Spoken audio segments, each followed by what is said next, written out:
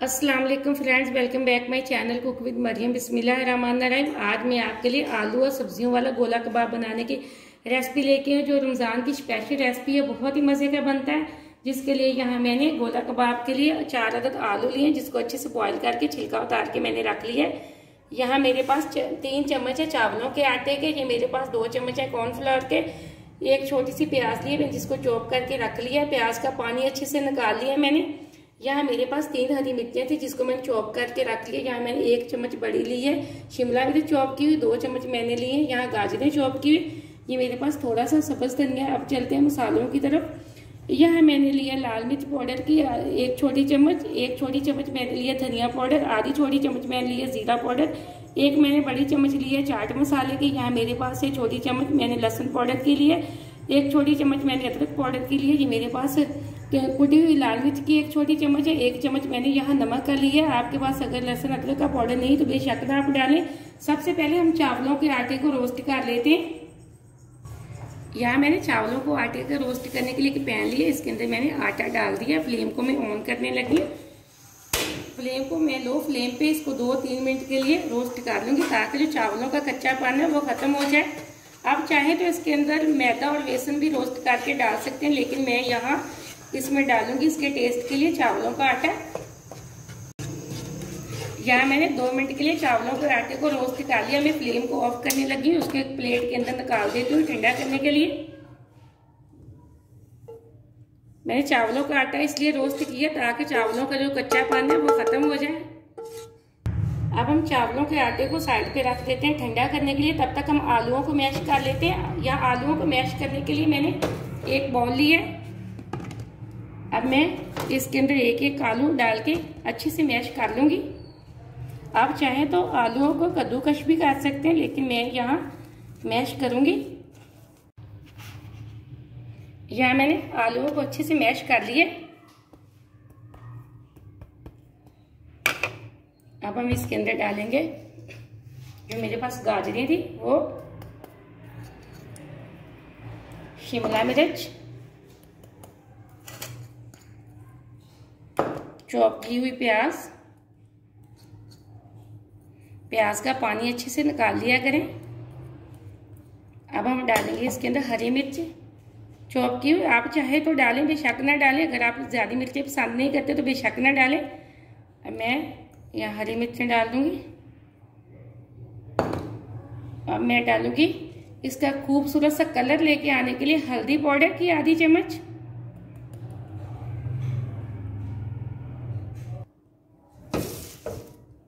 अब मैं इसके अंदर डालने लगी हूँ जो मैंने मसाले आपको बताए हैं वो।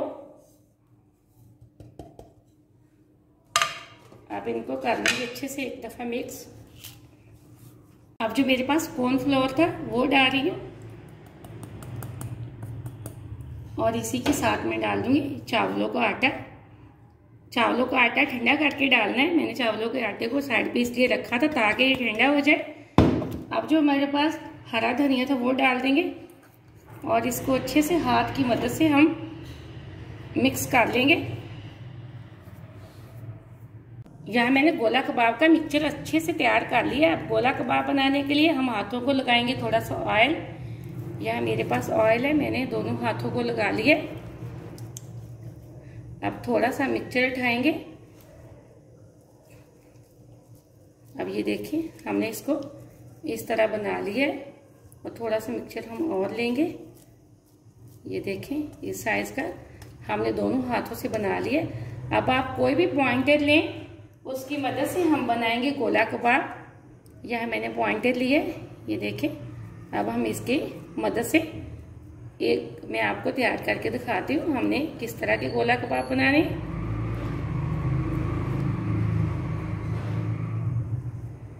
ये देखिए एकदम से हमारा एक गोला कबाब बन के तैयार हो चुका है।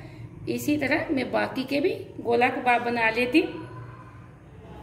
यहाँ मैंने इसी तरह अपने सारे गोला कबाब बना लिए। अब मैं आपको फ्राई करने का तरीका बताती हूँ। यहाँ गोला कबाब फ्राई करने के लिए मैंने एक पैन लिया, इसके अंदर मैंने थोड़ा सा ऑयल डाल दिया। हमने इनको शैलो फ्राई करना है, हमने इनको डीप फ्राई नहीं करना है, इसलिए ऑयल तकरीबन हमारा गर्म हो चुका है। अब मैं एक एक गोला कबाब उठाऊंगी और इसको ऑयल के अंदर रखती जाऊंगी।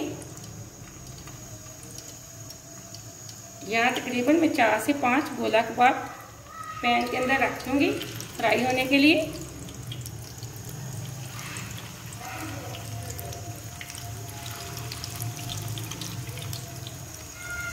हमने इसको हल्का हल्का फ्राई करना है ताकि हमारी सारी चीज़ें तो पकी हुई हैं, सब्जियां भी, इसलिए मैंने चावल का आटा भी फ्राई करके डाला था, कच्चा नहीं डाला था, ताकि हमारा गोला कबाब एकदम से बहुत मज़े का बन सके, बहुत ही क्रिस्पी बनेगा और इसका कलर भी बहुत ही प्यारा आएगा। अगर आप इसको और भी इसका कलर प्यारा करना चाहते हैं तो आप इसमें थोड़ा सा चुटकी भर जर्दा भी डाल सकते हैं। यहाँ हमने इसको प्यारा सा रेड कलर देना है, इसलिए हम इसको 2-3 मिनट के लिए फ्राई करेंगे और इस तरह आहिस्ता आहिस्ता चम्मच या कांटे की मदद से इसको इस तरह चेक कर लेंगे। ये देखें एकदम से हमारा गोला कबाब अच्छे से फ्राई हो चुका है। इसी तरह मैं आहिस्ता आहिस्ता चम्मच की मदद से इसकी साइड चेंज करती जाऊंगी और इसको आहिस्ता आहिस्ता से फ्राई करती जाऊंगी। यहाँ हमारे गोला कबाब एकदम से फ्राई हो चुके हैं। ये देखिए फ्लेम को मैंने मीडियम से थोड़ा लो रखा हुआ था, इसलिए मैंने इनको शैलो फ्राई किया। अब हम एक छलनी के अंदर निकाल लेते हैं। आपने इसको बार बार चम्मच मार मार के नहीं हिलाना है, इसलिए वरना तो ये हमारे गोला कबाब बिखर जाएंगे, फिर आप कहेंगे हमारे गोला कबाब टूट गए हैं। फ्लेम को बिल्कुल लो कर लेती हूँ और इनको निकाल लेती हूँ। इसी तरह हम बाकी के भी फ्राई कर लेंगे। इस तरह हम आहिस्ता आहिस्ता उठाएंगे और छलनी के अंदर रखते जाएंगे ताकि जो इसके अंदर ऑयल है वो अच्छे से छलनी में निकल जाए। ये देखिए यहाँ मैंने अपने सारा गोला कबाब एक छलनी के अंदर निकाल लिए। इसी तरह हम बाकी के भी फ्राई कर लेते हैं।